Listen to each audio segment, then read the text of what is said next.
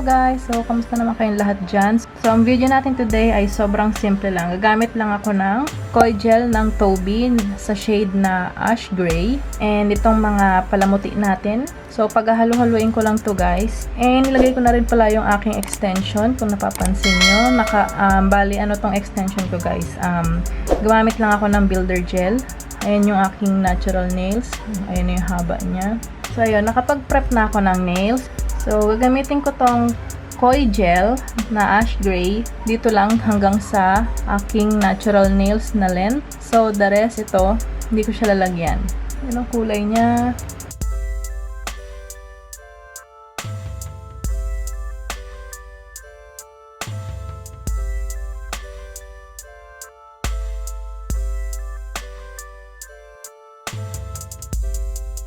So, itong look na to guys is sobrang simple lang kapag nasa indoor. Pero once na lumabas tayo ng bahay, doon natin makikita ang magic. So, yun po ang special sa gel na to. And hindi siya katulad ng mga yung mood na gel or yung nag-iiba yung kulay, depende sa mood mo. So, hindi siya ganun guys. And hindi rin siya temperature color changing keme-keme. Iba siya. Ito kapag natatamaan ng araw, doon lang siya mag-iibang kulay. Kaya pwede ito sa pang everyday look. Kung ayaw nyo na masyadong sumisigaw yung kulay ng mga cutics ninyo or ng mga gel polish ninyo. Sobrang pigmented nito guys. Alam nyo guys, ang quality nitong gel na to, pwede nyo nang i-build up yung structure ng nails nyo using this gel. So, sobrang thick niya. Sobrang kapal. I mean, sobrang ganda ng pigment nitong gel na to as in. So, let me know guys kung na-try nyo na tong gel ng Tobi. Pwede kayo umorder directly sa Facebook page nila guys. Dahil naayos pa nila yung kanilang Shopee and Lazada site. So, ayan. And then, cure ko lang to ng 30 seconds. So, ayan. Isang coating pa. Lalagyan ko pa siya ulit ng isa pang coating.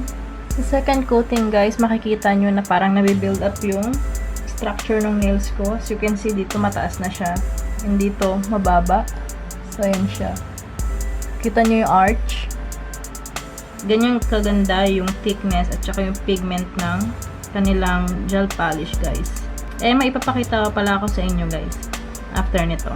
Pakita ko sa inyo kung gaano ka-worth itong gel polish ng Tobi. Tobi rin tong nasa kabilang kamay ko nga pala guys. Then cure ko lang siya ulit ng 30 seconds. Then after nun guys, gagamit ako ng lalagyan ko na siya ng mga glitters. Itong mga to is yung sequins. So, ayan. Mga sequins. Iba-ibang klase. Iba-ibang kulay ng sequins. And then, ito naman is yung parang broken glass na kineme. Ayan. Iiwan ko lahat ng link. And then, lalagyan ko lang siya ng manipis na layer ng builder gel or any kind na clear gel para lang kumapit yung mga sequins or glitters.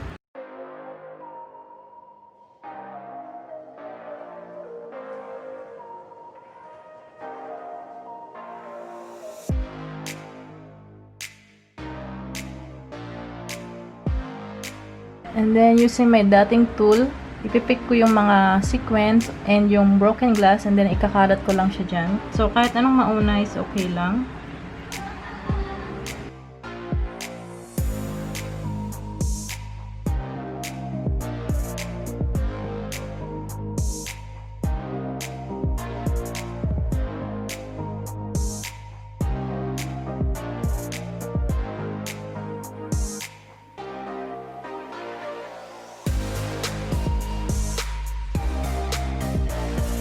Then, cure ko lang ng 30 seconds.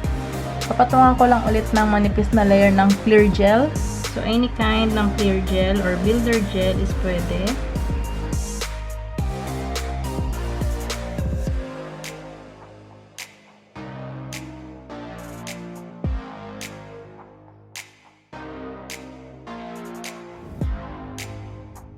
Dali lang siya guys, diba? So, kung matagal ka nang nanonood ng channel ko, madalas mo makikita na mahilig talaga ako sa glass nail effect. Then, kapatungan ko lang siya ulit ng mga broken glass effect. Ang ganda to pag natatamaan ng ilaw.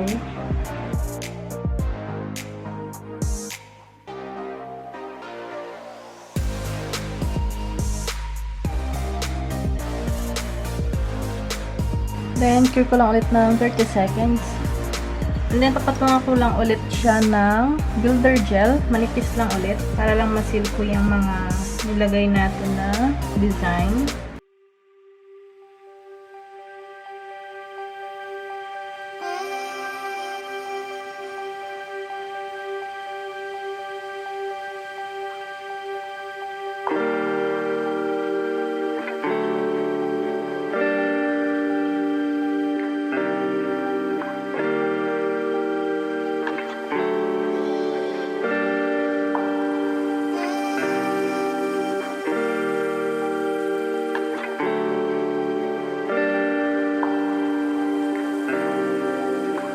Then, cure ko lang siya ng 30 seconds. Alcohol.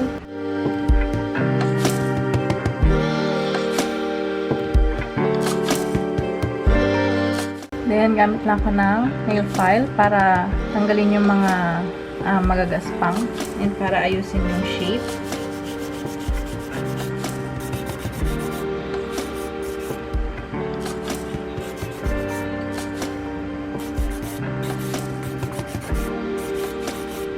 Then, gamit ako ng buffer.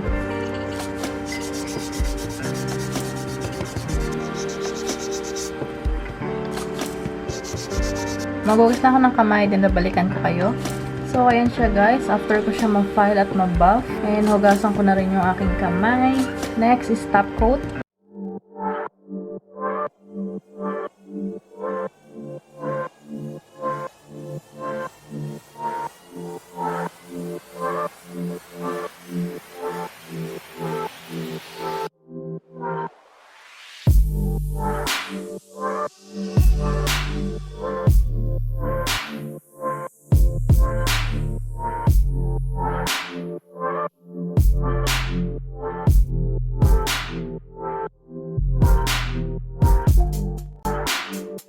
Then, cure ko lang ng 30 seconds.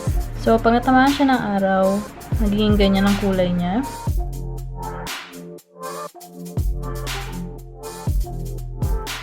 Pero pag indoor, ganyan lang. Sobrang simple. Or ng UV lamp. So, yun lang guys. Sana nagustuhan nyo tong video. Kung hindi ka pa nakaka-subscribe, please subscribe para naman lagi kang updated. And also, kung nakatulong sa'yo ang video na to or na-inspire ka, paki-like na lang din. So, thank you so much for watching. Alam ko, sobrang simple lang at maikli lang ang video natin today.